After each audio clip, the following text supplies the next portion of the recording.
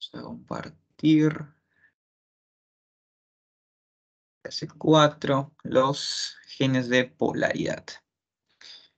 Bien, como saben, me pueden interrumpir. No se preocupen. Bien. Y hemos estado viendo anteriormente sobre los genes, ¿no? Los genes, ¿qué son? Es material genético, ¿no? Que todos tenemos en nuestro núcleo, ¿no? Conjunto de pares de bases, ¿no? Que están en una secuencia, ¿no? Uno tras otro, ¿no? ¿No? ¿No? ¿No? Bueno. Bien. Para que se exprese este ADN, como lo hemos estado viendo, para que se exprese, necesita seguir un orden, ¿no? No se puede expresar todo nuestro material genético a la vez. Habría desorden. Debe hacerse paso por paso, ¿ok? En embriología se van a dar cuenta que todo es paso por paso, es una secuencia en embriología. Y la genética está muy relacionada con ella. Entonces, necesita órdenes. ¿Quién le va a dar esas órdenes? ¿Dónde están esas órdenes para que ese material genético se exprese, ¿no? En orden. Bueno, también está en el propio material genético, están las órdenes, ¿ok? Entonces, vamos a separar nuestro material genético en genes que los vamos a llamar subordinados, ¿no? Los genes subordinados, que son los genes que contienen el material genético para hacer proteínas, ¿no? Que pueden ser estructurales o enzimáticas. Y vamos a tener genes maestros o genes que controlan, ¿no? Estos genes maestros van a expresar proteínas controladoras para estimular la producción de estos genes subordinados, ¿ok? Básicamente. Entonces, todo nuestro material genético ya está escrito, pongámoslo así, ya está escrito. Bien, entonces, empecemos. Tenemos el programa genético, ¿no? Programa genético es la secuencia que vamos a seguir. Va a dirigir la expresión genética durante la organogénesis. A través de dos grupos de génesis, génesis, ¿no? A través de dos grupos de genes. Que unos me van a dar características estructurales de los órganos y otros me va a dar la localización. Bien, eso es muy importante. Uno me va a decir dónde deben empezar a desarrollarse este grupo celular, ¿no? Y otro me va a decir, otro grupo de genes me va a decir en qué tipo de células deben transformarse, ¿no? Deben cambiar. Porque recordemos, vamos a hablar un poquito de fecundación. Cuando se fecunda un óvulo, se forma el cigoto, ¿no? El cigoto es la primera célula que no dura nada, ¿no? Porque se forma el cigoto y al momento empieza mitosis, ¿no? A la hora ya vamos a tener dos células. Y empieza a dividirse, ¿no? Dividirse. Pero si tú estudias esas células, las analizas, te vas a dar cuenta que son iguales, ¿ok? No hay ninguna diferenciación. Y en un ser humano ya desarrollado vamos a tener hepatocitos, vamos a tener células neuronales, epiteliales, musculares, o sea, son muy diferentes las células en un organismo que ya se está formando.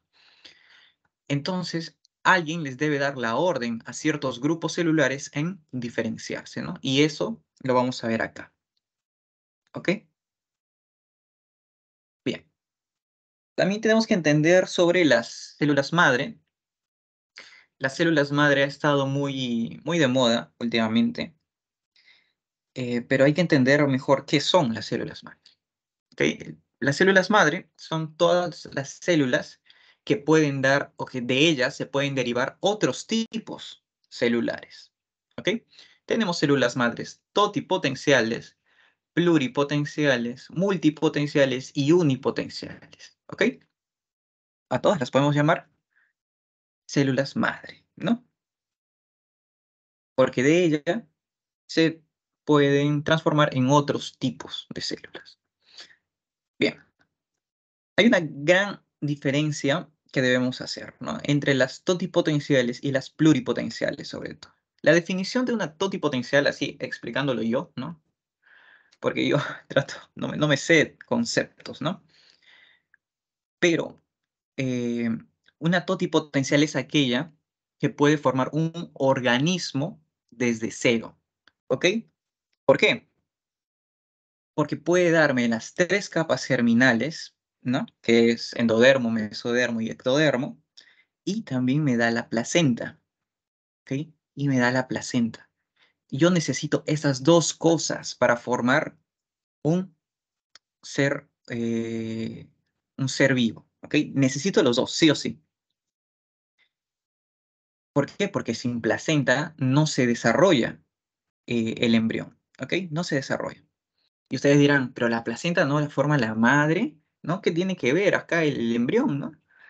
No, en realidad la placenta es un órgano transitorio muy interesante porque es la mezcla entre el embrión que se está desarrollando y la madre. Es una mezcla entre ambos, ambos forman la placenta, ¿ok? Eso lo vamos a ver en dos clases, creo. Vamos a ver a la placenta, ¿ok? Pero les voy explicando. Cuando se forma el cigoto, ¿no? Empieza a dividirse, dividirse, dividirse y formar una mórula. Luego de mórula pasa, eso lo vamos a ver después, pasa a ser un blastocisto, ¿ok? Blastocisto tiene más o menos esta estructura, ¿ok? Pasa a ser un blastocisto. Este blastocisto se implanta, ¿ok? Y implantado empieza a invadir el endometrio, o sea, el útero empieza a invadirlo y empieza a formar la comunicación, ¿ok? Materno-fetal, que va a ser la placenta posteriormente, ¿ok? Entonces, esta célula de acá yo la puedo llamar que es totipotencial, un blastocisto, un cigoto, una mórula. Tienen la capacidad de invadir el endometrio y formar una placenta, ¿ok? Bien, esos son células totipotenciales, que tienen la capacidad de formar un organismo completo y una placenta. Bien, esto, totipotencial, me va a dar un organismo completo. No lo olviden. En cambio, las pluripotenciales, este tipo celular ya se ha diferenciado, ¿ok? Ya se ha diferenciado, ya está implantada, sobre todo, estoy hablando en el proceso embriológico, ¿no? Estas células ya están implantadas, ¿no? Y hay una placenta, ¿no? Y acá el embrión se está formando. Esta es la placenta, este es el embrión que se está formando. Y de acá se empiezan a formar otras células, ¿no? Se van diferenciando en otras células y de este embrión, embrioblasto que se llama, no los confundo más, lo vamos a ver después. Este embrioblasto se diferencia en tres capas germinales, ¿no? Que este proceso de diferenciación se llama gastrulación. Vamos a ver después. Ahora no importa. La gastrulación me va a dar mis tres capas germinativas. Para mí, la gastrulación es un proceso muy importante. Para mí, para toda embriología, ¿no? Es un proceso muy importante. Porque de estas tres capas germinativas se forman todas las estructuras que vemos en un ser humano ya constituido, ¿ok? Piel, huesos, músculos, sistema nervioso. Todos los sistemas se derivan de esas tres capas germinativas, ¿ok? Y estas tres capas germinativas se las van a preguntar posiblemente durante toda su carrera, ¿no? Porque habrá algún doctor que le guste preguntar embriología, ¿no? Habrá alguno. En una rotación te preguntan, ¿y cuál es el origen embriológico de tal cosa, no? Y pucha, no te acuerdas, pues, ¿no? No te acuerdas si no las has estado repasando continuamente, porque embriología es una de las primeras cosas que vemos. Y bueno. Entonces, recuerden, totipotenciales pueden generar un ser humano completo. En cambio, las pluripotenciales me pueden dar solo mis tres capas germinativas. ¿Ok? Solo mis tres capas germinativas, o mis tres capas embrionales, también se llama. Luego tenemos a las multipotenciales. Creo que me estoy yendo mucho por las ramas. Tenemos a las multipotenciales. Estas son capaces de formar toda una línea celular. ¿Ok? Por ejemplo, un gran ejemplo son las células hematopoyéticas. ¿Ok? Las células hematopoyéticas células madre hematopoyéticas pueden formar toda la línea sanguínea, ¿no? La línea roja y la línea blanca. Sobre todo la blanca, ¿no? Porque la roja es muy fácil, ¿no? La blanca, ¿no? Me puede dar los bastonados, los abastonados, linfocitos, ¿no? Todos, hasta plaquetas también, ¿no? También puedo formar plaquetas. Entonces, estas son las células madre hematopoyéticas, porque me da un gran número de células. De ellas se deriva un gran número de células. En cambio, tenemos las unipotenciales, que solo pueden diferenciarse a un estado maduro, digamos, ¿no? Porque tenemos células madre de los hepatocitos, ¿ok? Esta es una célula que es un hepatocito, pero no está maduro, ¿no? Es como una reserva de hepatocitos que hay, que va generando poco a poco, solo va generando hepatocitos, nada más. Por eso se dice que el hígado tiene una alta capacidad de autorreparación, ¿no? No sé si han escuchado eso, que si le quitas un pedazo de hígado a alguien, ¿no? Se puede llegar a compensar esa pérdida. ¿Y por qué? Porque una de las células que está en constante división, ¿no? Son los hepatocitos. Y estos son como las células madre, ¿no? O células basales, ¿no? No sé cómo hacer esa analogía. Porque tenemos en la piel células basales, ¿no? Y de estas se van dividiendo y van formando más células, más células, más células, y las de arriba van muriendo, ¿no? Las de arriba van muriendo y las de abajo siguen produciendo. Entonces siempre estamos como recambiando la piel, se dice, porque las células de arriba están muriendo, pero por abajo la célula basal está produciendo, ¿ok? Más células epiteliales. Y digamos, ¿no? Digamos que los hepatocitos no es así, obviamente, pero digamos que los hepatocitos también están en constante producción, ¿ok? Siempre manteniendo una homeostasis, ¿no? Porque si ya está bien tu hígado, no hay ninguna patología subyacente, ¿no? Que esté destruyendo células, células hepáticas, no hay necesidad de una producción incrementada, ¿no? De hepatocitos.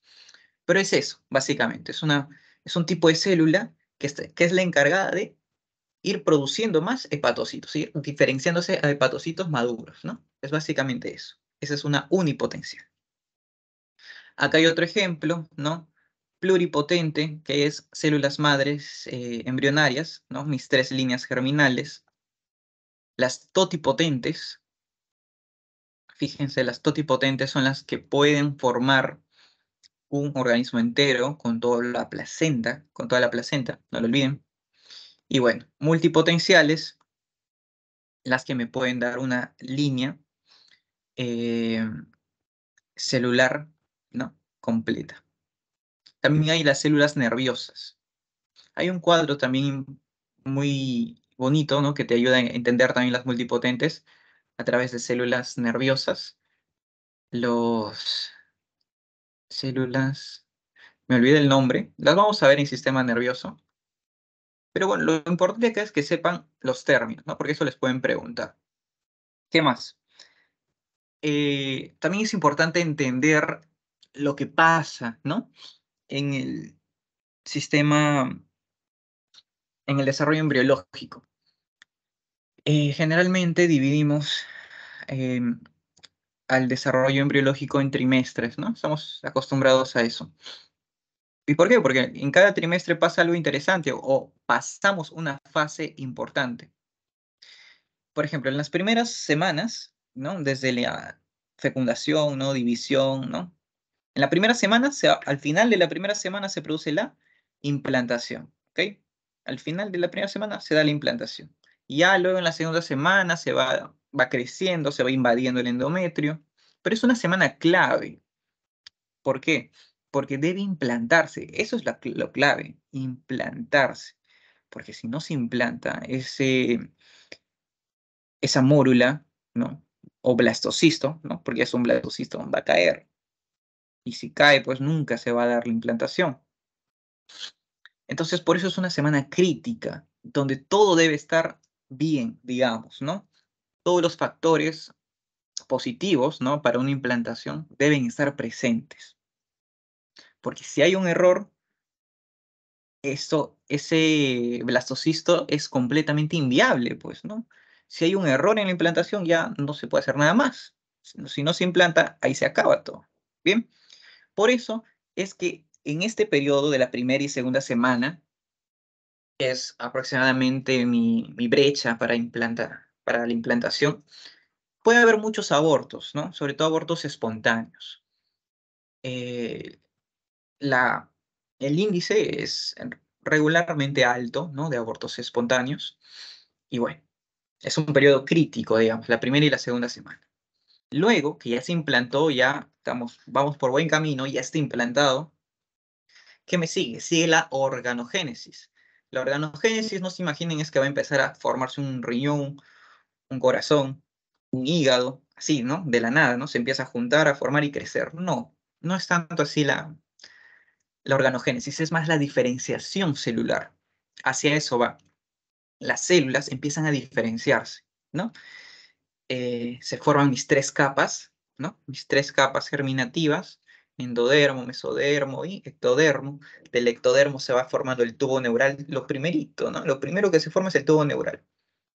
Se va formando mi tubo neural.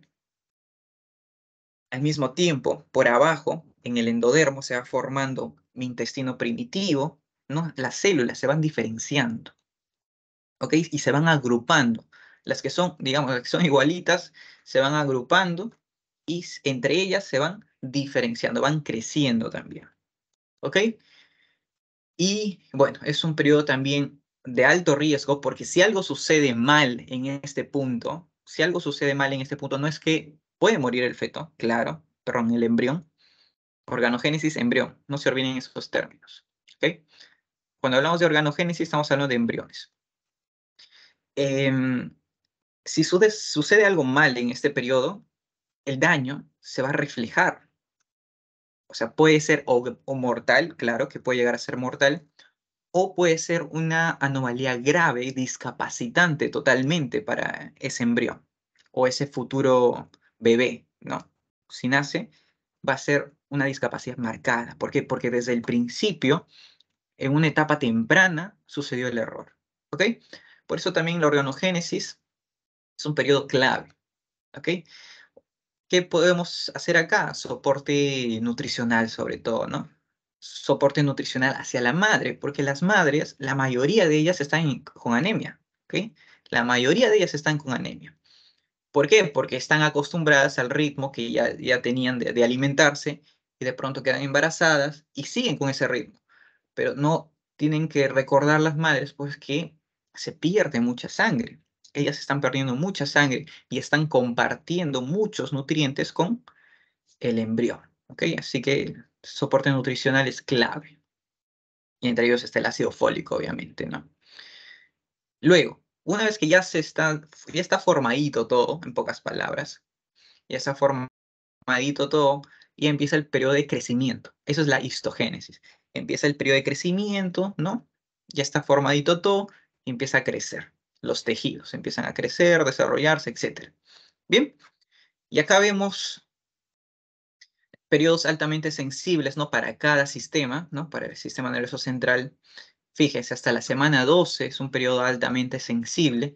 Y yo recuerdo que esas vacaciones estuve en una academia también, ¿no? Y me preguntaron si era cierto esto de que a partir de la semana 12 ya se le considera una persona, ¿no?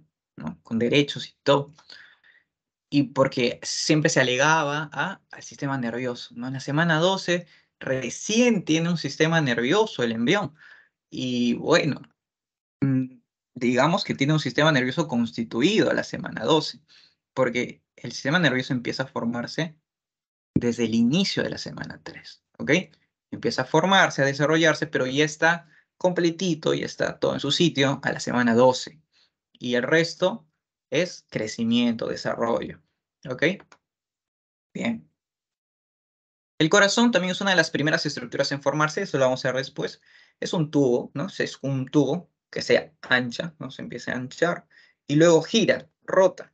Y ahí es como se forma el corazón. Lo vamos a ver después. Y bueno, etcétera. No voy a hacer mucho tiempo acá. porque no es lo importante. Bien, fíjense, el riesgo de anomalías congénitas, ¿ok? Anomalías congénitas, no se olviden, ¿qué es congénito? Que nace con ello. Y entonces, antes de la semana 3, no va a haber muchos casos de anomalías congénitas, pues. ¿Por qué? Porque si hay un error en este punto, va a haber un aborto. Entonces no va a nacer, ¿ok?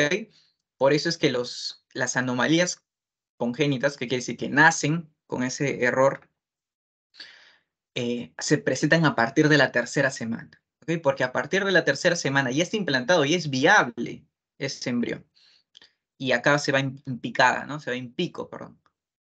Aumenta en pico la posibilidad de una malformación, ¿no?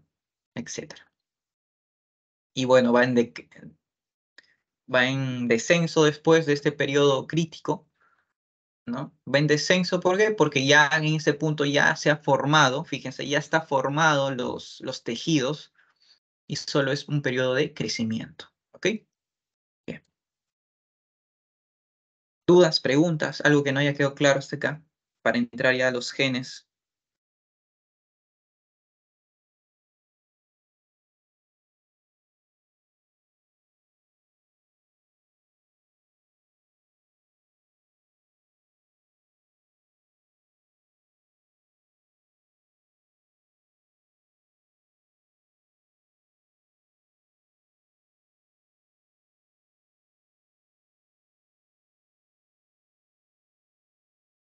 Bien. Entonces, ya dejamos esa introducción de media hora, más o menos, para entrar a los genes de desarrollo embrionario, ¿no? Hay 3 grandes grupos que controlan todo, digamos. Controlan la expresión de otros genes. Tenemos a los genes de polaridad, genes de segmentación y genes homeóticos. Son secuenciados. Los genes de polaridad, una vez que se expresan, van a activar a los genes de segmentación y luego activan a los genes homeóticos. Es una secuencia, uno después de otro, no lo olviden, uno después de otro. Es importante que recuerden esto. Bien, tenemos a los genes de polaridad. Estos se expresan durante la ovogénesis, ¿ok?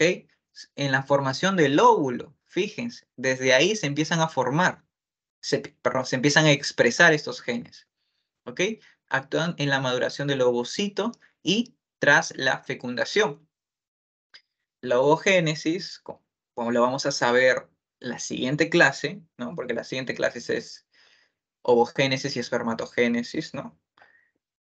Como sabemos, o como vamos a saber, es la formación de los óvulos, ¿no? La formación de los óvulos se da en las mujeres, ¿no? Y el desarrollo empieza embrionalmente y termina con la fecundación. Eso es algo muy interesante en la ovogénesis, porque en los hombres es totalmente diferente. En las mujeres empieza en su periodo embrional, o sea, cuando las mujeres son fetos, son embriones, empieza el desarrollo de óvulos en ellas. Y ese desarrollo de los óvulos se ve detenido, ¿no? Al nacer, se detiene. Luego se reinicia en la pubertad y se detiene. Y cuando es fecundado el óvulo, recién termina la ovogénesis. Eso es algo súper interesante, que luego lo vamos a ver. Y bueno, durante todo este proceso de ovogénesis, se van expresando los genes de polaridad. ¿Y qué son? Es básicamente para que ese óvulo se ubique, ¿no? Básicamente, para que se ubique qué es anteroposterior, qué es dorso-ventral. O sea, es básicamente para eso, por ubicar polos, digamos, como norte, sur, este, oeste. Básicamente es eso, para que ese óvulo sepa en qué posición siempre debe mantenerse, ¿no? Bien, básicamente. Bien, y ya. Genes de polaridad o genes maternos también se llama, ¿ok? Genes de polaridad o genes maternos. Luego, ya el óvulo fue fecundado, ¿bien? Se fecunda el óvulo y ¿qué genes se empiezan a manifestar? Los genes de segmentación, acá lo dice, se expresan tras la fertilización. El óvulo ya fue fecundado, ¿ok? Ya fue fecundado entonces empiezan a expresar genes de segmentación. ¿Y qué hacen? Pues lo que su nombre dice, empiezan a segmentar a este nuevo cigoto, ¿no? Que se está dividiendo, ¿no? Que va hacia una mórula, hacia un blastocisto, divide básicamente los grupos celulares que se van formando. ¿Ok? Si hay mutaciones en estos genes, pueden alterar el número o la polaridad de los segmentos. Porque una cosa son los genes de polaridad, que es para todo el óvulo, ¿no? Para todo, pero dentro de los genes de segmentación también va a haber genes de polaridad, ¿ok? Que esos pequeños fragmentos que se van separando o que se van dividiendo en zonas, también van a tener una polaridad definida, ¿ok? Entonces ahí se puede alterar tanto el número como la polaridad. Y existen genes que actúan secuencialmente, ¿no? También los vamos a ver, son 3 genes. Dentro de los genes de segmentación vamos a tener 3 genes. Y por último tenemos a los genes homeóticos, ¿no? Los genes homeóticos son los más finos, digamos, ¿no? Son como los que van a controlar la identidad de cada segmento, ¿no? Hacia qué grupo celular se deben diferenciar, ¿ok? Y si hay mutaciones en estos genes homeóticos, va a haber alguna mutación en la identidad segmentaria, ¿no? Bueno, básicamente es eso.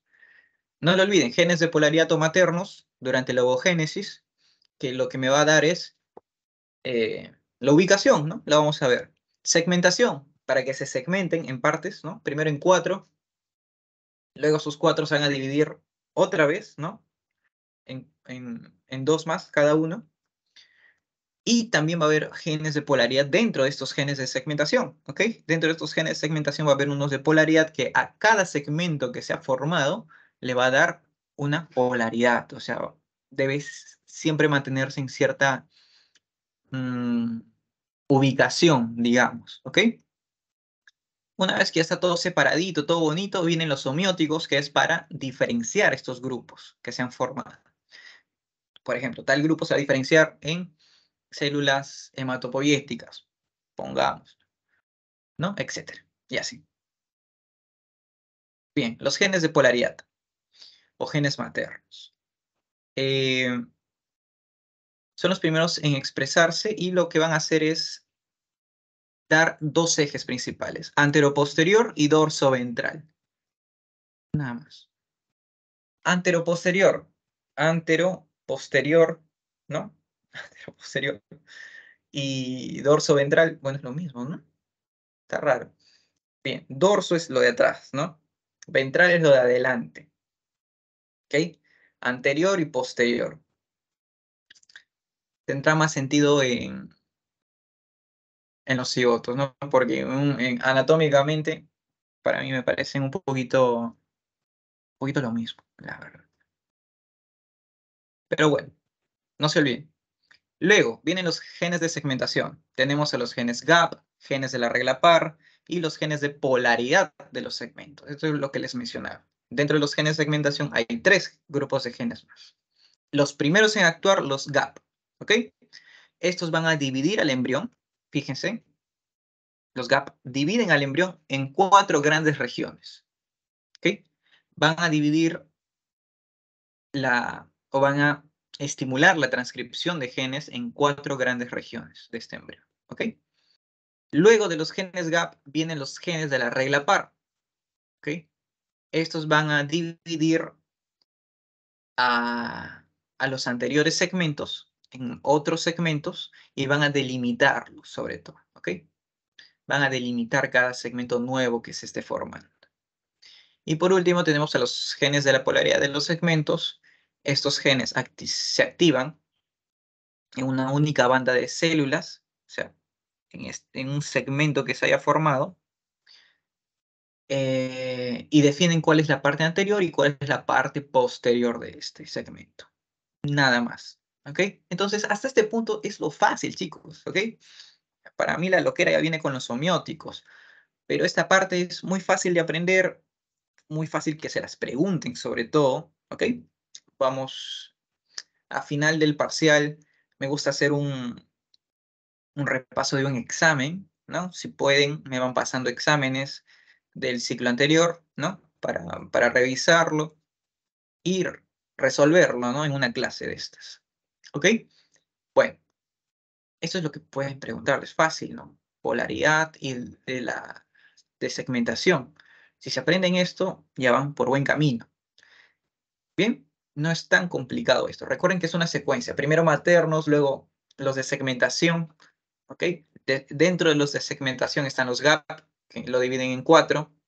Luego vienen los de la regla par, que van a delimitar zonas. Y luego los de polaridad, que a cada segmentito le va a dar una ubicación, ¿no? Un eje antero-posterior. Bien, eso es eso. Ahora, ¿dudas, preguntas antes de pasar a los genes homeóticos?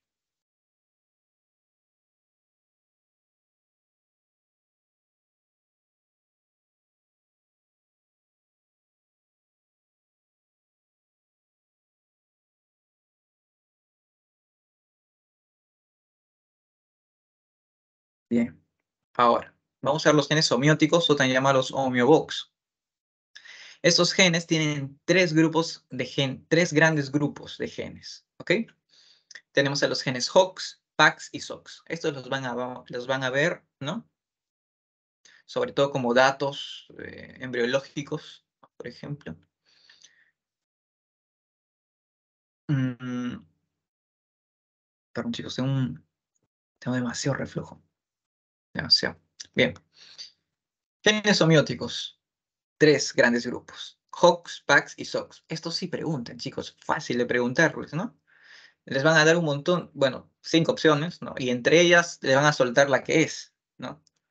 HOX, o puede ser HOX, PAX y SOX. Es muy fácil confundirte, porque suenan igual, ¿no?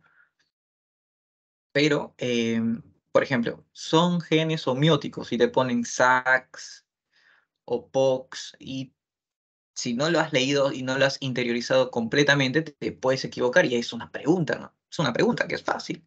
Ahí se te va una. Bien, entonces apréndaselo bien. HOX, PAX, SOX. Lo vamos a ir viendo uno por uno. Pero vamos a ver qué son los genes homeóticos. Ya se segmentaron, se dividieron, formaron sus ejes. Ahora necesitan diferenciarse estos grupos celulares. Bien, estos genes homeóticos poseen una secuencia conservada, o sea, material genético de su secuencia conservada, que se denomina caja homeótica u homeobox. Que esta secuencia me va a generar una proteína, ¿ok? Porque eso es lo que hace el ADN, generar proteínas, ¿no? No se olviden, es lo único que va a formar proteínas. Me genera una proteína que va a dar origen a un homeodominio. ¿Y qué es el homeodominio? Y acá lo dice. Es un es, eh, son ¿cómo lo explico? Esta proteína genera un estímulo sobre un homeodominio, que es sobre un pedazo de material genético, ¿no? Que esta proteína la toma, digamos, ¿no? La toma. ¿Y qué es lo que va a hacer? Es reconocer y unirse a secuencias de ADN en los genes subordinados. Esta proteína va a ser la que va a dar pase a que se expresen estos genes subordinados. ¿Y cuáles son los genes subordinados? Son los genes que el ser vivo, ¿no? Del que estamos hablando, necesita para que se formen estructuras, ¿ok? Y que no se hagan en desorden, sobre todo, que sigan un orden. Entonces, ahí es cuando intervienen los homeodominios. Los homeodominios como que toman posesión de un segmento de ADN y este es el que permite que se exprese, básicamente. Acá lo explicamos mejor. El homeobox es el gene homeótico, no se olviden, genera una proteína, ¿ok? Esta proteína genera un homeodominio. Este es un pedazo de material genético, ¿ok? Genera un homeodominio. En un pedazo de material genético, la proteína como que toma control de esa zona, ¿ok? Bien. ¿Y qué es lo que va a hacer? Esta permite activar o reprimir la expresión de este homeodominio que tomó. ¿Bien? Así es como yo lo explico más. O sea, así es como me lo expliqué yo, básicamente. ¿Ok? No se olviden, genes homeóticos, que son los homeobox, son estos genes que controlan cosas. ¿Bien? Generan una proteína. Esta proteína toma dominio o toma control de un pedazo de ADN, que sería este de acá. ¿Ok? Y en este pedazo de ADN o homeodominio, vamos a tener genes, ¿no? Dentro puede haber genes, ¿no? Que expresen diferentes tipos de proteínas. Este homeodominio que esta proteína reguladora tomó, permite que se expresen o se supriman la expresión de los genes del pedazo de ADN donde tomó control.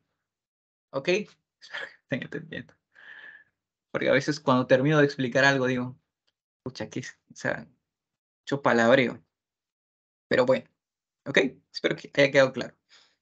Bien, las proteínas reguladoras, que son estas de acá, estas tienen dos cosas, tienen dominios y tienen motivos.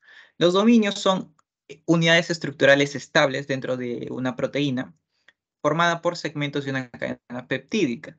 Y los motivos es que se unen al ADN y de esta forma controlan la transcripción génica. ¿Ok? Eso es lo que he estado tratando de explicarles. Espero que me hayan entendido. Pero vamos otra vez, rápido, porque siento que lo puedo hacer un poquito más claro. Siento. Genes homeóticos, ¿ok? Genes homeóticos, estos de acá. Producen una proteína, ¿ok? Porque no olviden, estos genes homeóticos son genes, ¿ok?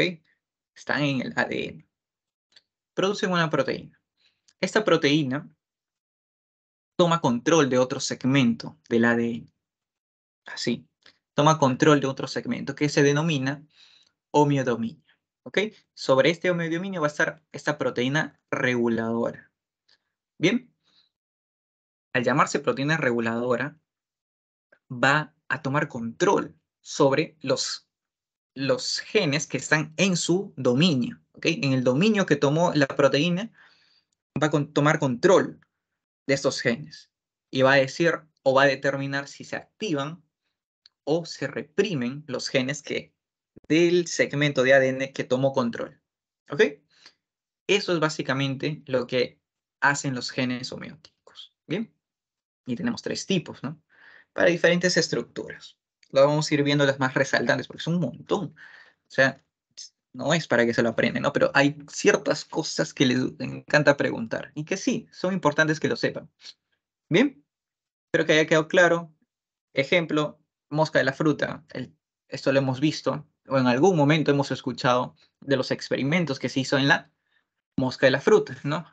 Tienen un ADN mucho más simple. ¿Y qué hicieron? ¿No? Empezaron a experimentar. Encontraron los homeodominios o los genes homeóticos que poseía la mosca de la fruta. Entonces los alteraron, ¿no? Alteraron estos genes homeóticos y vieron los cambios que producía, ¿no? Alterarlos. Por ejemplo, al alterar genes homeóticos que controlan, por ejemplo, ¿cuál era? El abdomen, ¿no? Digamos, el abdomen. Las moscas salían con, o sin abdomen, ¿no? Salían sin abdomen. O salían con dos pares de alas. O salían con patas en la parte de la cabeza, donde debería haber como unas pinzas, salían como patas en la cabeza, ¿no? Y todo era por alterar estos genes reguladores. ¿Bien? Bien. Empecemos entonces. Antes, dudas, preguntas, chicos, algo que no esté quedando claro, algo que quieran que vuelva a repetir.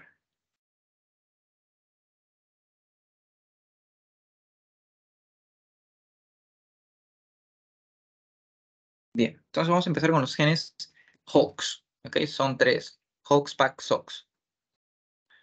Los genes HOX se expresan sobre todo en el ectodermo y neuroectodermo, que para mí son sinónimos, ¿no? Porque al final son lo mismo. Ectodermo, neuroectodermo es básicamente... El ectodermo, vamos a hacer una explicación rápida. El ectodermo es una de las capas embrionales que les mencionaba, ¿no? Hay endodermo, mesodermo y ectodermo. El ectodermo es una de las primeras en expresarse y que me va a dar todo el sistema nervioso y me va a dar la piel, pero no toda la piel, solo la epidermis. ¿Ok? Básicamente.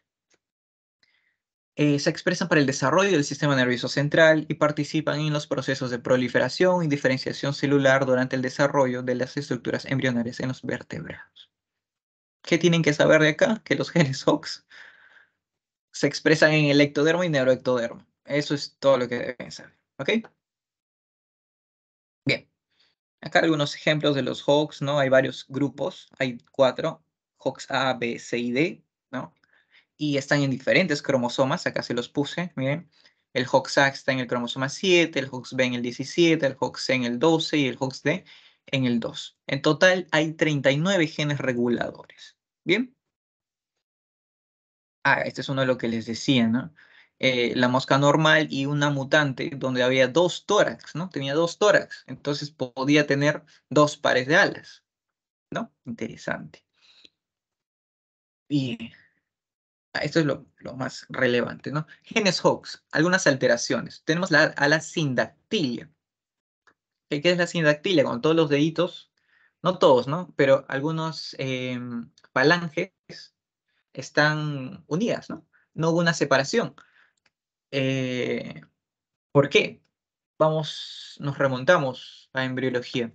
En embriología no mencionamos mucho a las extremidades, ¿no? No es un tema de embriología, pero les voy explicando. Cuando se forma la extremidad, no es que se forme una manito pequeña, así, una manito pequeñita, de la nada, pues, del embrión, no es que se forme una manito y va creciendo, no es así. Se empieza a formar una estructura a partir del embrión. A ver, vamos a dibujar. Acá tengo mi embrión, ¿ok? Y de acá se empieza a formar como unas aletitas, ¿no? Como unas protuberancias, no aletitas, como unas protuberancias. Y estas van creciendo, van creciendo, van creciendo, van creciendo, ¿no? Y por dentro, obviamente, se va formando los huesos, músculos, etcétera, ¿no? Nervios, todo. Pero cuando se va formando la estructura, es una estructura maciza. Y para que estas falanges, ¿no? Para que mis falanges se dividan, hay un proceso que se da, que es la apoptosis, ¿no?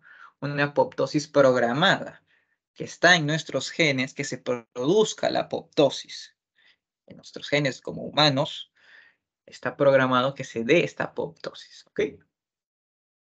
Puede haber errores, obviamente. En este caso, en los genes HOX, acá lo pone gen HOX, gen HOX D13, ¿no? El gen HOX D13, ahí sucede un error, ¿no? Hay error X, ¿no? X error, que me da la sindactilia, ¿no? Sindactilia no me da dedos, o no se forman los dedos correctamente. Puede haber errores tanto heterocigotos como homocigotos, lo hemos visto, y recuerden, estos son en homocigosis, y esto es una heterocigosis, ¿ok? ¿Qué me quiere decir? Que es dominante, ¿no? Es una mutación dominante. Esto es heterocigoto y esto es homocigoto. Y recuerda, cuando es dominante y es una homocigosis, generalmente es mayor la patología, es peor la patología. Y acá lo vemos. En una heterocigosis, simplemente tiene los dedos así juntitos, ¿no? Con una buena cirugía, se lo quitan. Aunque no, yo veo ahí 3. No tiene ¿No les parece que este es un dedo de más? Me parece que sí, porque debería tener este y este, pero este ¿de dónde sale? Será porque están unidos los lechos unguiales. Puede ser eso. Pero bueno, una buena cirugía te lo separan, ¿no? Pero acá hay deformidad de la extremidad, si se dan cuenta. Acá hay deformidad de la extremidad. ¿Bien? Y bueno. Luego tenemos a la focomelia, otra patología que es de origen teratogénico, ¿no? Que, que ha habido una sustancia teratogénica que puede ser química, física, ¿no? o, o viral, que ha causado una mutación en el ADN, ¿no? O en el desarrollo de la expresión de este ADN, que me va a dar una patología, ¿no? En este caso es que no hay extremidades. ¿Ok? Bien. Este es un caso muy sonado, sobre todo estos de acá. Un ratito. Me quiero acordar el medicamento, porque se me fue el nombre del medicamento, chicos. A ver, mm,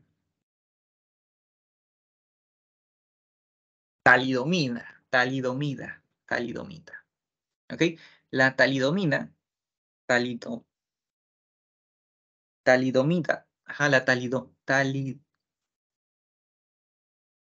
talidomida era un medicamento que se le daba a las madres embarazadas por ahí por la Segunda Guerra Mundial para controlar las náuseas, ¿no? Se les daba, y en efecto, controlaba las náuseas.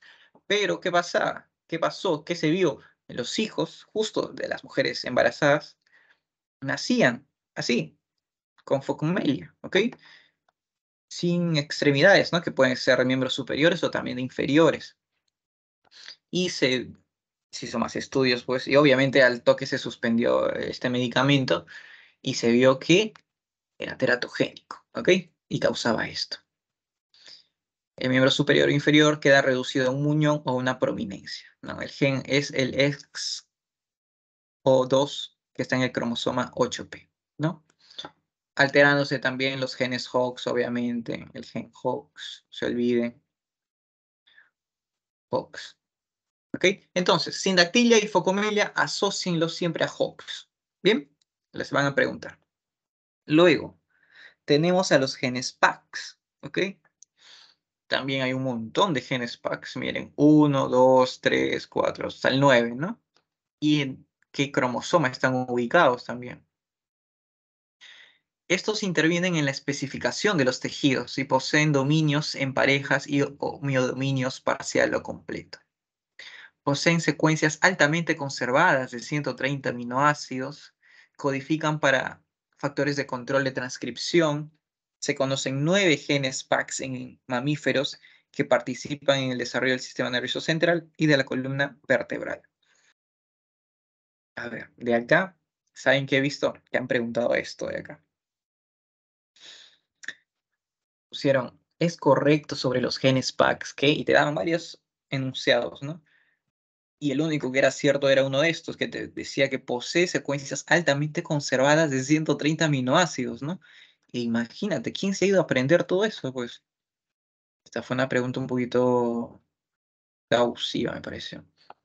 Porque ¿quién se va a acordar de esto, ¿no? Que tiene secuencias altamente conservadas de 130 aminoácidos. Pero bueno, lo preguntaron. ¿Lo pueden volver a preguntar? Tal vez, ¿no? Reciclan muchas preguntas, si se habrán dado cuenta.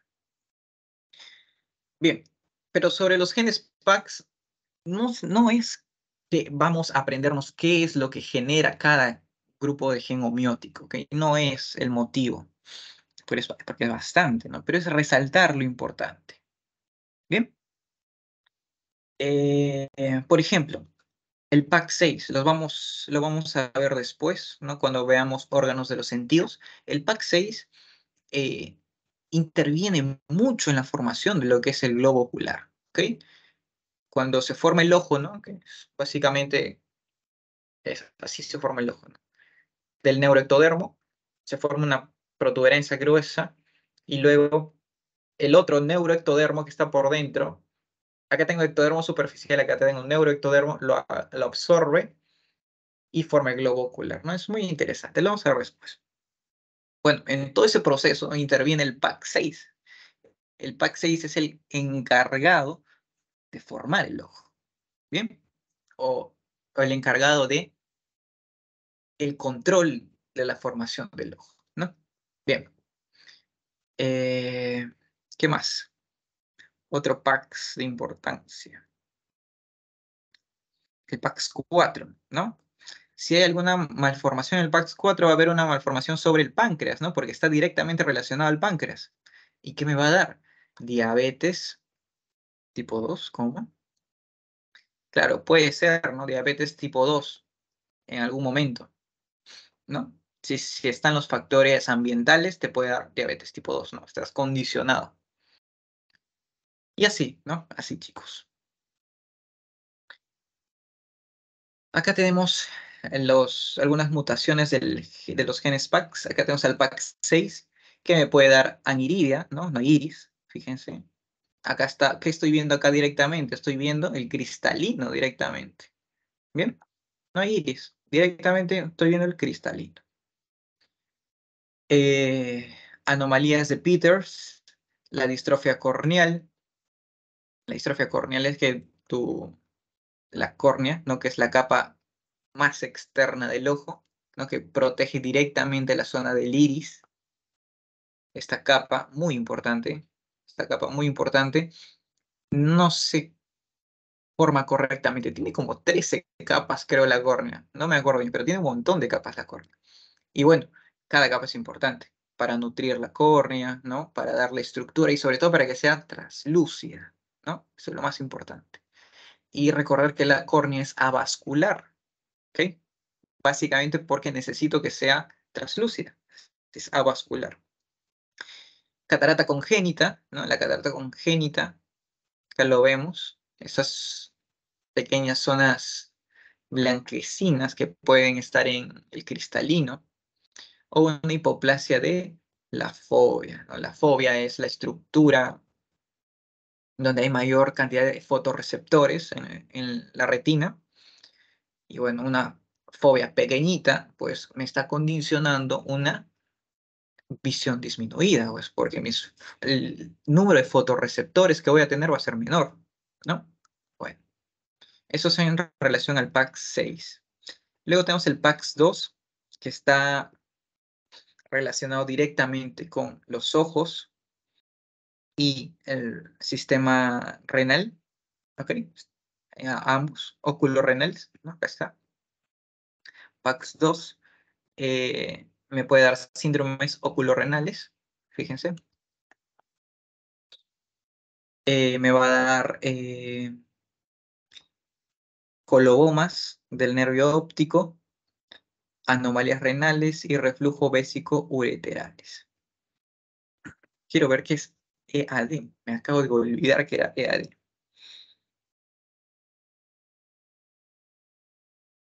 Me pasa por ponerme abreviaturas que nadie conoce.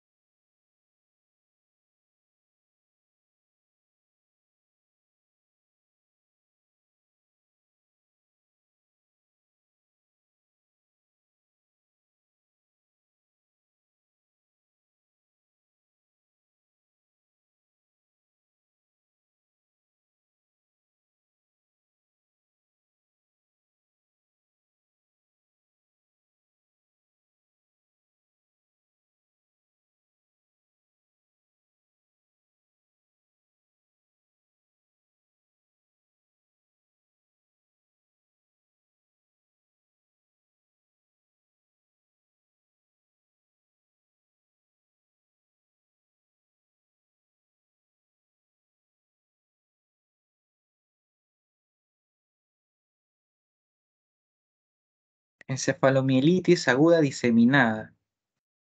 Bueno, se los debo eso, ¿ah? No estoy seguro. Y bueno, otro que sí preguntan mucho es el síndrome de Waardenburg, ¿ok? El síndrome de Waardenburg está en el PAX 3. Ya lo hemos visto, ese síndrome. Está caracterizado por, sobre todo, sordera infantil profunda y por alteraciones pigmentarias a nivel del cabello y también a nivel de los ojos, ¿ok? Aquí está su mutación en el 2, cromosoma 2, brazo Q, región 3, banda 5, ¿ok? Estas tres cosas, estos tres genes, el PAX6, 2 y 3, suelen preguntarnos, por eso los ponen, ¿ok? Deben recordar las patologías sobre todo. El EAD se los debo, chicos, perdónenme, de verdad. Bien. Por último tenemos a los genes SOX. También hay grupos de genes SOX, hay muchos. Vamos a ver uno muy interesante, que es el SRIE, que ya lo hemos visto. No lo hemos visto. El SRIE lo vamos a ver en la siguiente clase. ¿Ok? Pero en pocas palabras es el gen encargado de la determinación sexual. El SRIE es el que me va a dar el TDF, el factor de diferenciación testicular. Y bueno, es el que va a diferenciar hacia un testículo, ¿no? Básicamente, gracias a este gen. Y bueno, es eso. Y otro es la displasia campomélica. Hay otra alteración que se puede dar en el gen SOX9. En el gen SOX9 es uno de los genes maestros que me va a dar la formación correcta del colágeno, ¿ok? El gen del colágeno que es el COL2A1, ¿no? Si hay una alteración a nivel del gen SOX9, puede haber una disminución en la producción, ¿no? Del colágeno. ¿Y qué me va a dar eso? Básicamente va a alterar todos los tejidos estructurales directamente, ¿no? Porque tenemos colágeno en todos los tejidos estructurales, a nivel de huesos, piel, faneras, que son las uñas, el pelo, hasta a nivel cardiovascular también. Bien, puede haber inversión de sexo en varones, ¿ok? Arqueamiento congénito de los huesos largos. Los huesos tienden a crecer doblados. ¿Por qué? Porque el colágeno es insuficiente, ¿no? Ausencia de costillas y tórax pequeño, ¿ok? Bien, ahora vamos a ver cómo es que funcionan, ¿no? Cómo es que se activan ya celularmente, vamos a ver. ¿Ok? Vamos a ver cómo es que las células interactúan para activar todos estos mecanismos, ¿no? De expresión de genes. Los genes de desarrollo necesitan activarse a través de señales, ¿no? Eh, ¿Y qué es lo que dan, no? Estas señales permiten la proliferación celular, la diferenciación celular, la muerte celular programada, o sea, la apoptosis, movimientos celulares y la morfogénesis. Entonces, todo es a través de señales, ¿sí? Y si algo falla en estas señales, vienen los problemas. Tenemos dos vías de señalización, la paracrina y la yuxtacrina, ¿ok?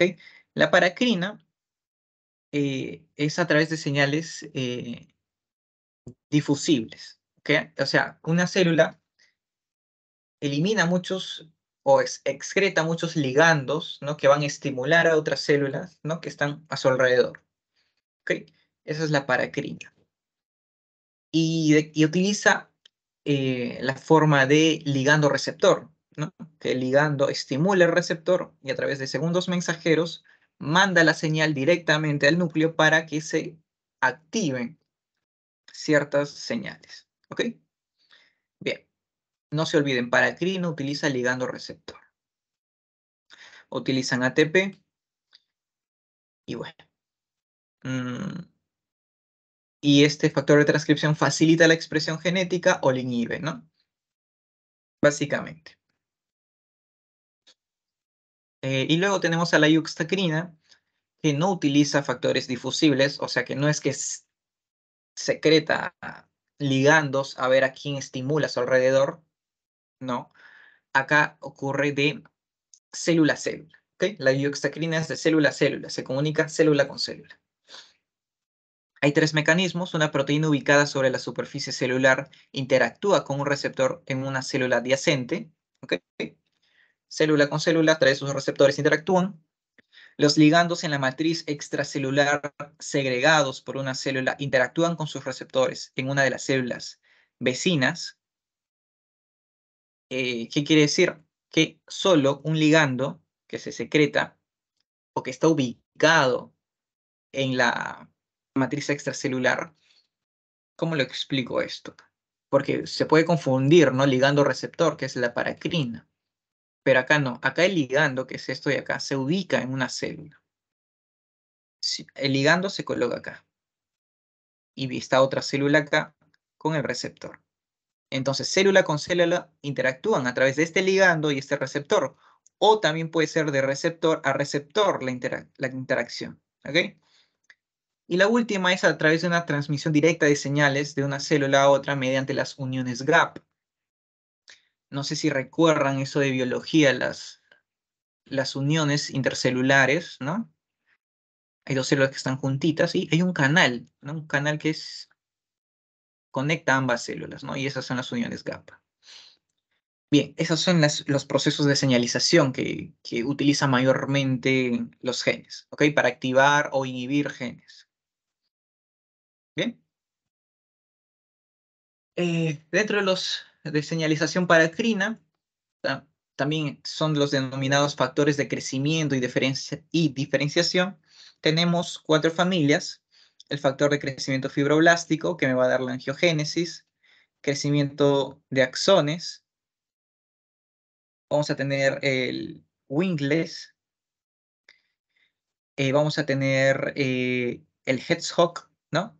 O el gen maestro. Pucha, se quedó la grabación del marcador. Bueno. Y luego tenemos el factor de crecimiento transformante beta. ¿Ok? Estos son de señalización paracrina, ¿no? Que utilizan esa vía. Tenemos otros neurotransmisores como la serotonina, adrenalina, noradrenalina, el GABA, ¿no? Se repite adrenalina, noradrenalina, que sirven, ¿no? Como ligandos.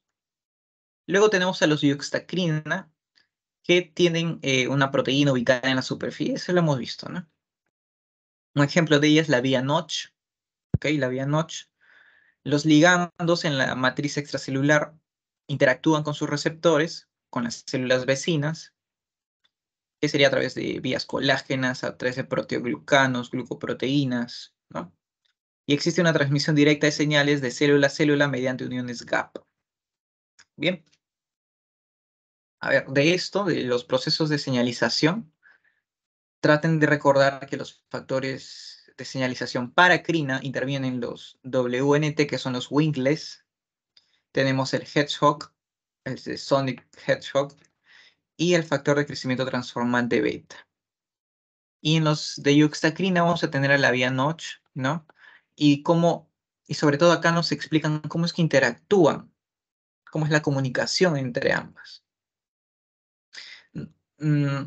Explicarles más a fondo sería ya meterme en temas de biología, pero a grandes rasgos lo que se tienen que llevar es que la señalización paracrina es como, no sé si recuerdan esos gráficos donde tengo acá mi célula y ven que suelta un montón de ligandos, ¿ok?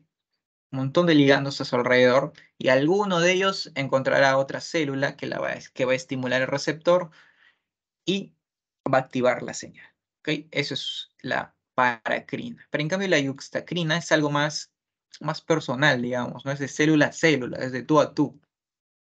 ¿Bien? Esa es la yuxacrina, que puede ser entre receptor y receptor, entre receptor y ligando que esté en la superficie, ¿no? No es que esté liberado, está en la superficie de la otra célula. Y a través de uniones gap, ¿no? Que es más, cuando están más cerquitas, ¿no? Entre ellas dos se comunican a través de un canal. Bien, y eso sería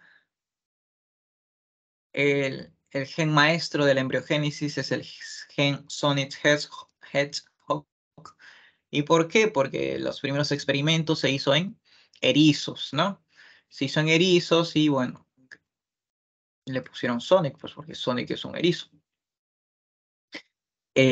Sobre este gen, ¿no?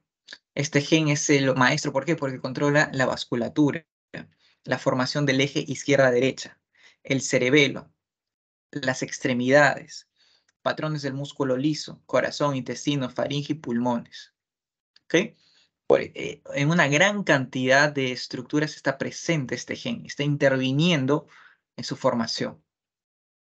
Luego tenemos a los genes de polaridad celular plana, que este me va a dar la formación del tubo neural, o sea, la neurulación. Esto es lo más importante, no lo olviden. La neurulación está formada por los genes de polaridad celular plana, o a través de este mecanismo. Elongación del tracto de salida del corazón, desplazamiento de los pliegues laterales de la pared corporal, y la principal vía de señalización es la Winkles, ¿no? La WNT. La vía Notch es a través de, me va a dar la proliferación celular, apoptosis y transcripciones del epitelio mesénquima.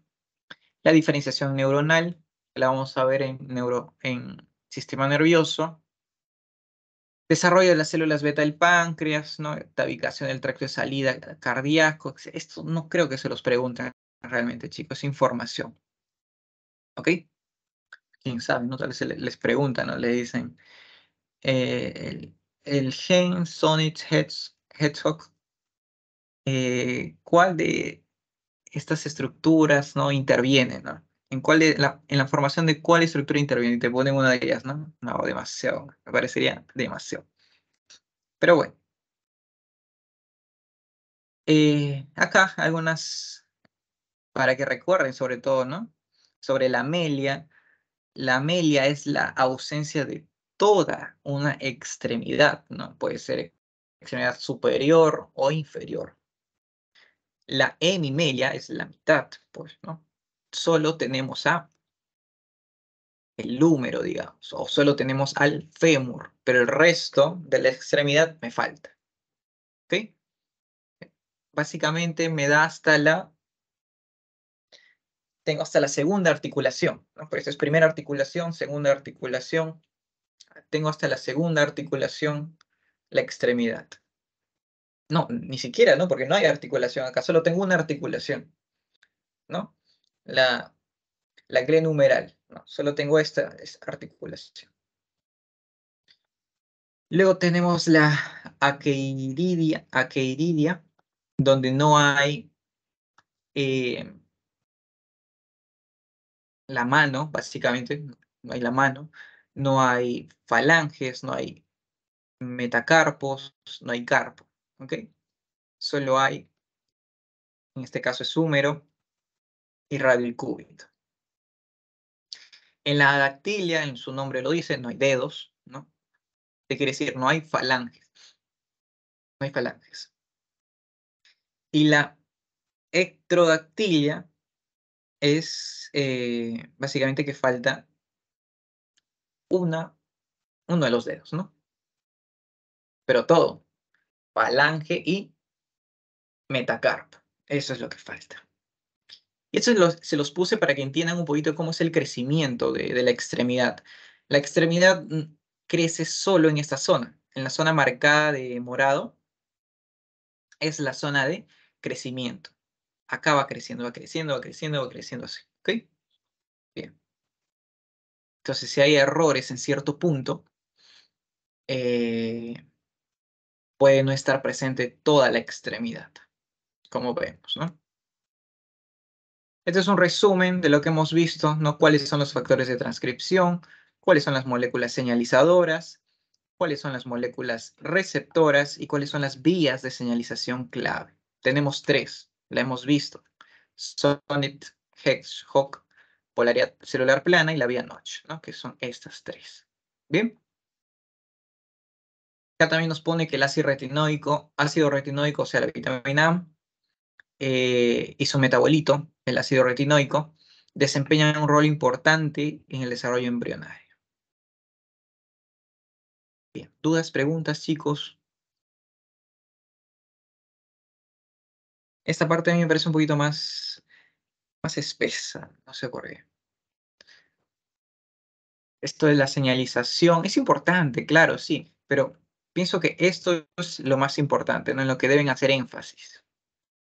Porque acá lo hacen ver complicado, pero no lo sientan así. Traten de resumir todo eso en su cabeza, ¿no? Porque acá lo único, en todo esto que ven acá, lo único que te está diciendo, te está enseñando es los tipos de señalización que usa, que son dos, paracrina y oxacrina. Y las bases ya las conocemos, ¿no? De biología. Paracrina, no olviden, ligando receptor, que es que libera como esporas, digamos, ¿no? Un ejemplo, libera un montón de ligandos a su alrededor para mandar esa señal a todas las células que por ahí estén y estimularlas, ¿no? En cambio, la yuxtacrina, como les digo, es algo más personal, ¿no? Es de tú a tú, es de célula a célula, ¿no? Hay tres tipos, ¿no? Que ya las expliqué: receptor-receptor, ligando-receptor y gap, ¿no? Gap es la unión estrecha y una comunicación entre ambas. Bien. Luego vienen las vías de señalización, ¿no? Nuestras tres grandes vías para formar varias estructuras. Esto es importante que lo recuerden. Este gráfico ayuda mucho a entenderlo, ¿no? Y bueno, eso es un resumen de todo, de palabritas, no de todo. Y bueno, por último vamos a hablar de los errores dismorfogenéticos, ¿ok? ¿Dudas, preguntas, chicos? Ya me he olvidado de mandar otra vez, de mandar mi clase. Que nos piden mandar el link de la clase que vamos a dar, ¿no? Al grupo de asesores. Siempre me olvido, siempre me olvido. Lo voy a enviar ahora, a pesar que empezó hace una hora.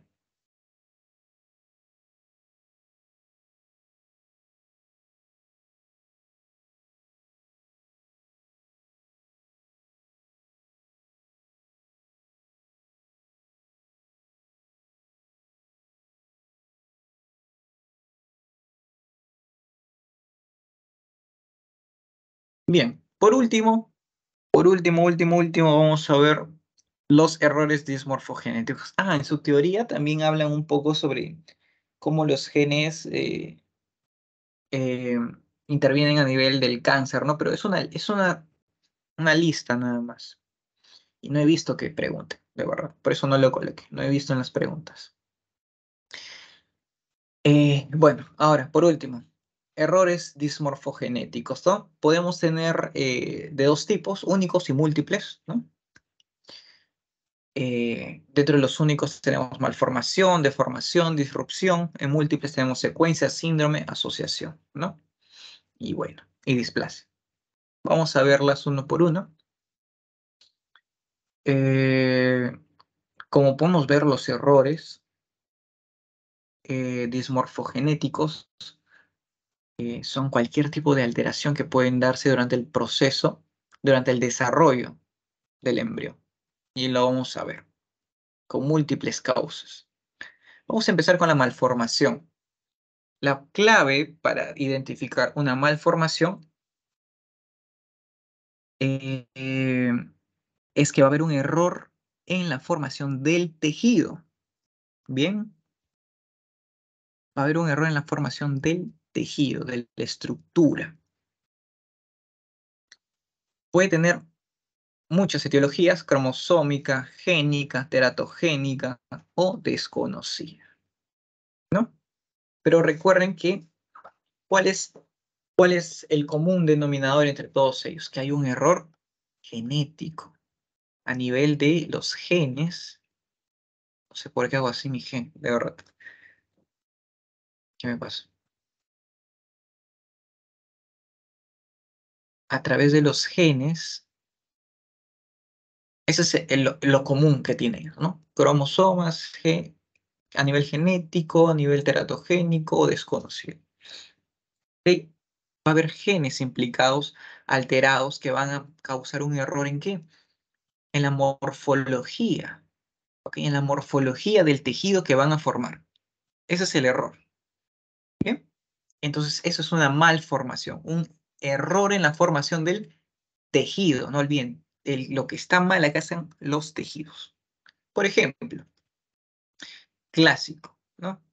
Un error clásico acá es la falla del cierre del tubo neural, lo he repetido muchas veces, ¿no? El tubo neural, hay dos, al cerrarse que me genera dos neuroporos, estos dos neuroporos deben cerrarse, si no se cierran me da alteraciones, como por ejemplo mielomeningocele, espina bífida, anencefalia, muchos errores me puede dar.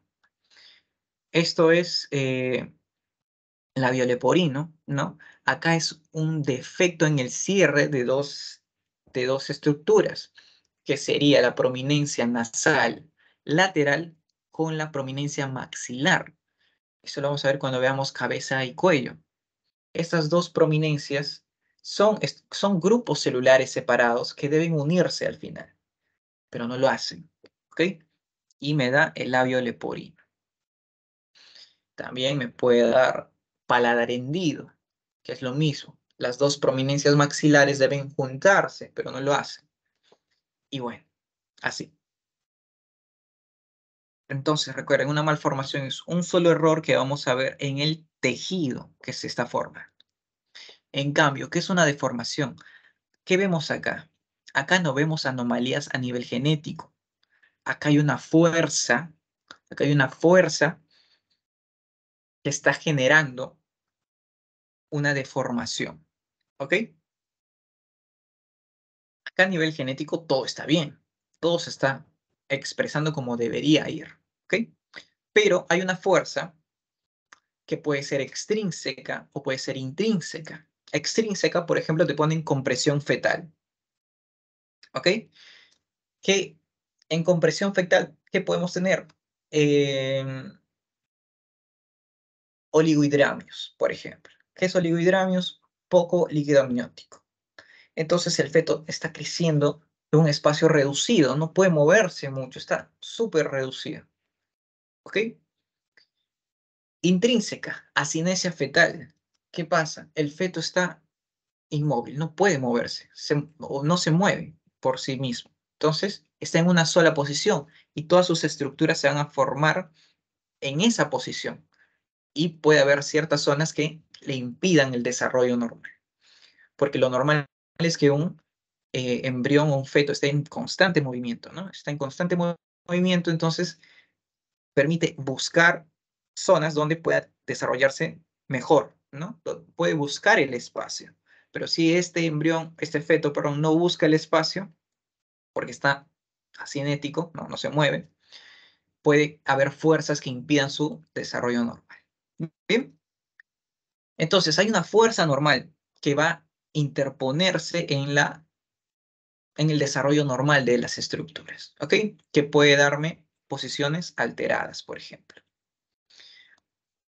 Va a haber una fuerza intrauterina normal. Me puede dar, por ejemplo, el pie sambo, ¿no? Este pie así mirando hacia adentro. Fíjense acá la articulación de la rodilla, completamente diferente. Mira este bebé, cómo se formó, ¿no? Tal vez esto parece un espacio reducido, francamente, ¿no? Este de acá, vemos que las extremidades inferiores estuvieron ya casi para su abdomen. Y eso me parece que fue un espacio reducido en el que se desarrolló. Otras causas que pueden haber para la deformación, defectos uterinos, ¿no? Defectos uterinos, tal vez el útero lo tenía muy pequeño, miomas, ¿no? Pequeñas tumoraciones musculares en el útero, fetos múltiples, ¿no? Un embarazo gemelar, un embarazo trigemelar, ¿no? Necesitan más espacio, pues, ¿no? Y la mamá, digamos, es pequeña, ¿dónde está ese espacio, no? Encajamiento prematuro del cráneo, ¿a qué se refiere? A que eh,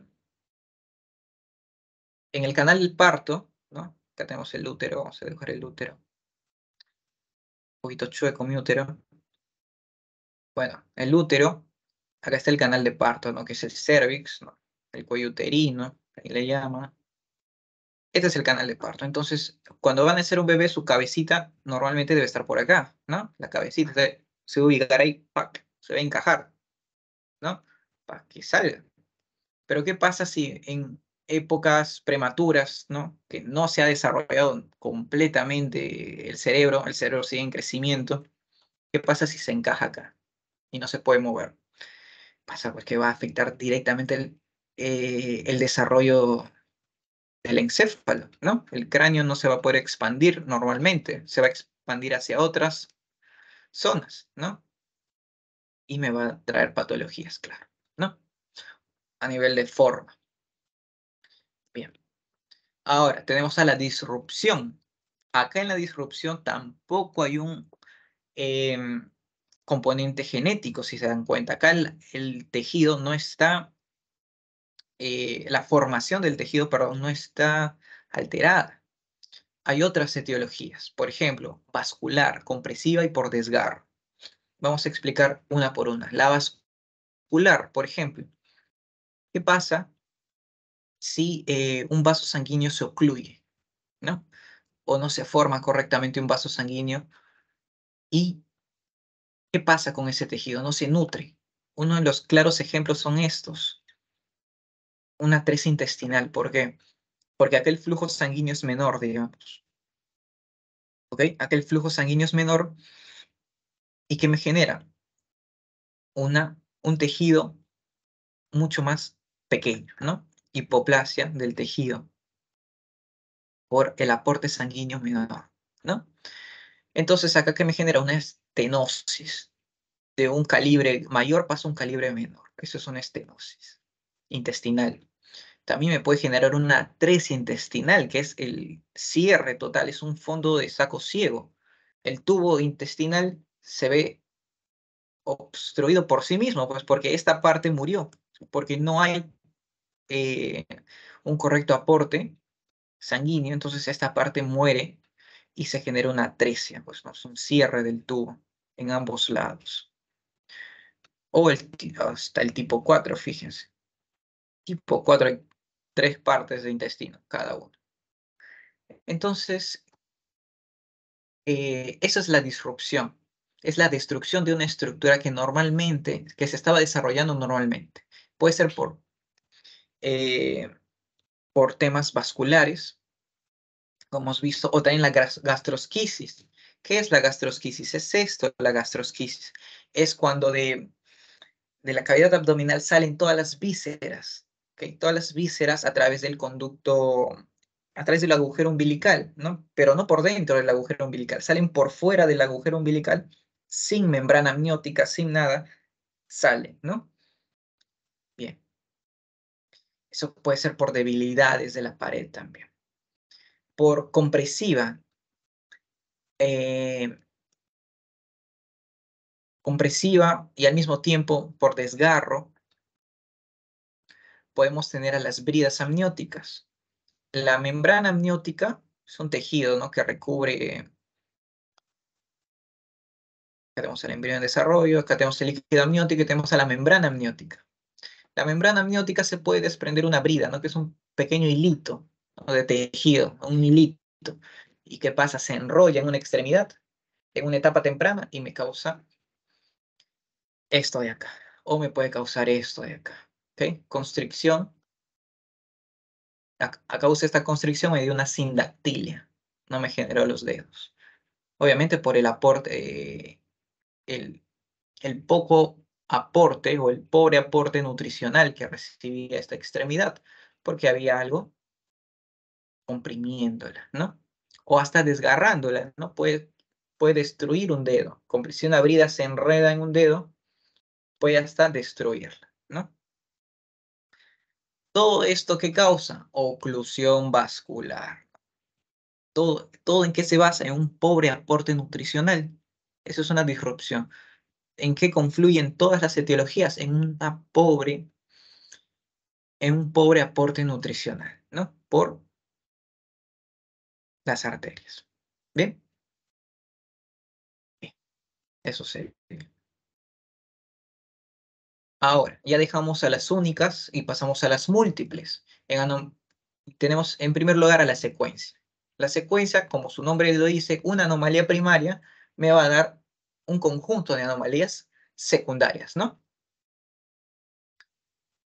Que puede ser de causa intrínseca o extrínseca, que puede ser un factor mecánico también, ¿ok? Un claro ejemplo es la secuencia de Pierre-Robin. ¿Por qué? Porque este bebé nace con una mandíbula hipoplásica, ¿ok? Una mandíbula hipoplásica. Entonces, ¿cuál es mi anomalía primaria? La mandíbula hipoplásica, pues, ¿no? Tiene una mandíbula pequeña.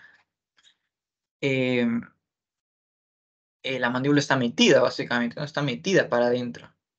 ¿Y qué me causa? Glosoptosis. La glosoptosis es cuando la lengua ocluye directamente la cavidad oral, ¿okay? Que puede causar asfixia. Con tu misma lengua te asfixias, porque la lengua está para atrás. ¿Y por qué está para atrás? Porque la mandíbula es pequeña y no tiene espacio. La lengua se está desarrollando normalmente. No porque tenga la mandíbula pequeña, la lengua también va a ser pequeña. No, la lengua sigue creciendo. Entonces, la lengua al crecer normalmente va a buscar espacio y se va a ir para atrás. Bien, ¿qué más? Me va a dar falla en la fusión del paladar. Al tener yo la mandíbula pequeña, el paladar duro que nosotros tenemos acá arriba, antes no estaba unido, ¿ok? Vamos a hacer un dibujito rápido. Acá tengo, mm, acá tengo mis fosas nasales, ¿no? Acá tengo el tabique nasal. Esta es la nariz, imagínense, por dentro, ¿no? Un corte por dentro. Y esta es mi cavidad oral. En un principio tengo acá, de esta manera, así, un poquito más centrado, obviamente. Esta es mi cavidad oral. Y esta es mi cavidad nasal. En un principio están comunicadas, ¿ok? Embriológicamente están comunicadas. Pero ¿qué pasa? Acá tengo a mi prominencia maxilar. Acá tengo mi prominencia maxilar. Acá tengo mi otra prominencia maxilar. Y estas dos están en un principio así. Y acá tengo a la lengua, ¿no? En un principio tengo a la lengua acá. Obviamente esta está un poquito más para acá. Pero esas dos prominencias maxilares deben subir, ¿ok? Deben subir y formar el paladar duro. Esto de acá que tenemos, ¿no? Forman el paladar duro y el paladar blando también, pero más para atrás. Bien, pero ¿qué pasa? ¿Qué pasa si la lengua está muy grande, está ocupando mucho espacio porque la mandíbula es pequeña? ¿Qué pasa si ocupa mucho espacio? Impide que estas dos prominencias se junten, ¿ok? La impide y me va a dar una falla en la fusión del paladar, ¿no? Que se llama paladar hendido, ¿no? Y acá lo vemos. Va a haber una falla en la fusión del paladar y el bebé, ¿cómo va a nacer? Con una comunicación entre la boca y la cavidad nasal, si se dan cuenta. Este paladar no se ha formado. El paladar duro de acá no se ha formado. ¿Bien? Y así, ¿no? Interesante. Ahora, tenemos un síndrome. Son anomalías múltiples que no son secuenciales patogenéticamente. No es como esto, ¿no? No es como una secuencia, que pasa algo y me da una serie de cosas. No, en un síndrome va a haber varias anomalías primarias, pero todas estas anomalías primarias tienen un mismo origen, no lo olviden. Acá no es que siguen una secuencia todas las anomalías, no, pero todas tienen un mismo origen, ¿no? Y si se dan cuenta, la mayoría es genética, ¿no? La mayoría son genéticas. O este es el síndrome de TAR, este es el síndrome de trombocitopenia y aplasia radial, en su nombre está. Tiene herencia autosómica recesiva.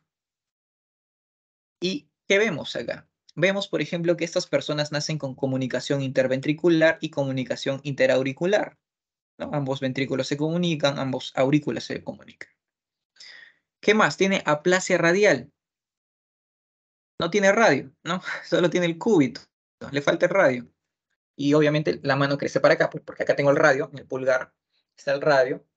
Y si no hay radio, la mano se me cae directamente para allá. Y trombocitopenia, ¿no? Todas estas anomalías que estamos viendo, todas son por una sola causa, ¿ok?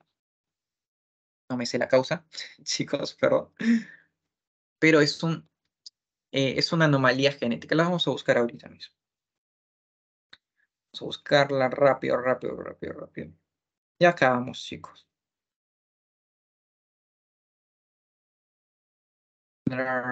Quiero el locus. Locus.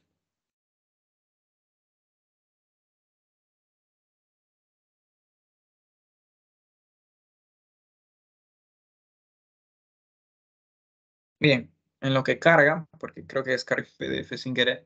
Bien, luego tenemos a la asociación. Acá va a haber varias estructuras afectadas, anomalías múltiples, pero no están relacionadas, ¿ok? No hay un estudio que diga, estas anomalías se presentan todas juntas por tal motivo. No. ¿Qué es una asociación? Es ver varias anomalías juntas, las vemos frecuentemente, ¿ok? Es una asociación. Encontrar varias anomalías juntas frecuentemente y no hay una explicación para ellas. Acá tenemos dos asociaciones. Asociación de Bacter, que acá tenemos anomalías vertebrales, que quiere decir hemivértebras, o sea, la mitad de una vértebra. Atresia anal, el agujero anal no está presente, ¿no? No hay agujero anal. Defectos cardíacos como comunicación interventricular, comunicación interauricular, no sé qué es TF. También tenemos una fístula traqueosofágica, anomalías renales y defectos de las extremidades. O sea, vemos todas estas patologías, las vemos normalmente juntas, ¿no? Llegan a presentarse juntas. O no, ¿no? Pueden estar presentes solo algunas. Bien, luego tenemos la CHARCH, que es el coloboma, defectos cardíacos, atresia coanal, retardo en crecimiento, genitales anómalos y anomalías de las orejas, ¿no? En inglés forman CHARCH. Y bien, eso sería una asociación. Pero quiero ver si se descargó el síndrome este.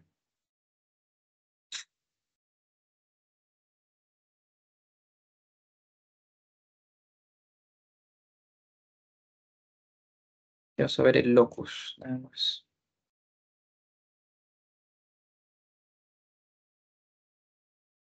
Mm,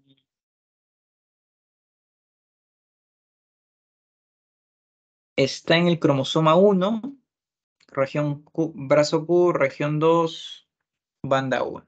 O sea, esta es una anomalía del cromosoma 1, el síndrome de TAR. ¿Ok? Cromosoma 1. Bien, y es eso, ¿no? Una asociación. Algo interesante sobre la asociación es que, bueno, no es una asociación en sí, pero cuando roté por cirugía, mi doctora me explicaba, ¿no? Que generalmente cuando atendemos un paciente con cálculos biliares, cuando tenemos un paciente con cálculos biliares, con múltiples cálculos biliares, obviamente que ya es candidato para hacer una colices-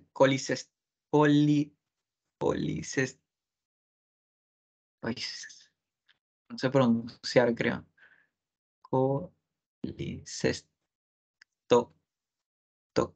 Colicectomía. Chama, no sé pronunciar.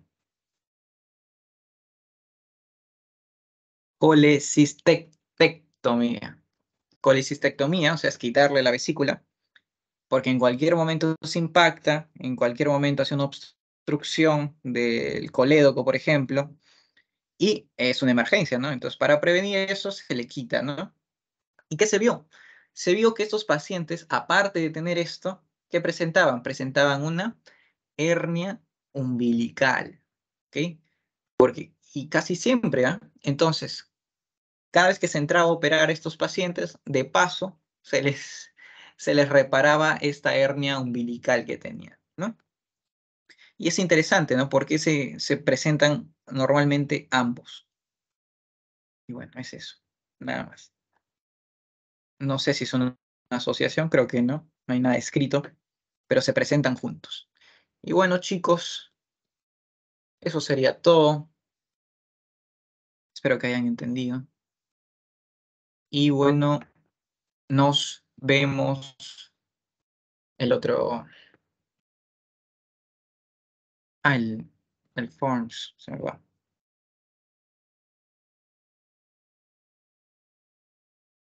Y te les paso el Forms.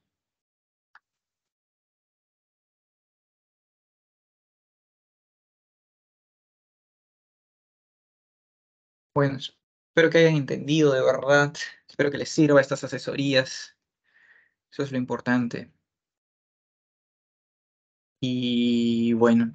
Ah, no sé si puedan pasar el nombre del delegado de su ciclo para mandarles ahí un forms para los que quieran o sea, volver no, para los que quieran entrar a estas asesorías, porque ya tenemos el como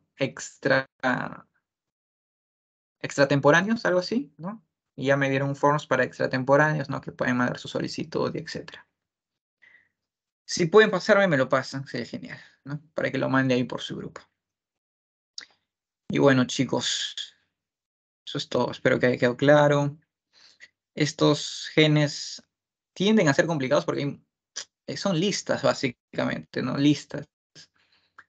Pero la base es importante que lo entiendan, ¿no? Hay la última parte que hablábamos de estos errores dismorfogenéticos. Es importante, sobre todo, saber la definición, ¿no? Es importante saber la definición porque les pueden preguntar. Eso también es fácil de preguntar. ¿Ok? Y bien, sería todo. Bueno, chicos. Chau, chau, chau. Nos vemos.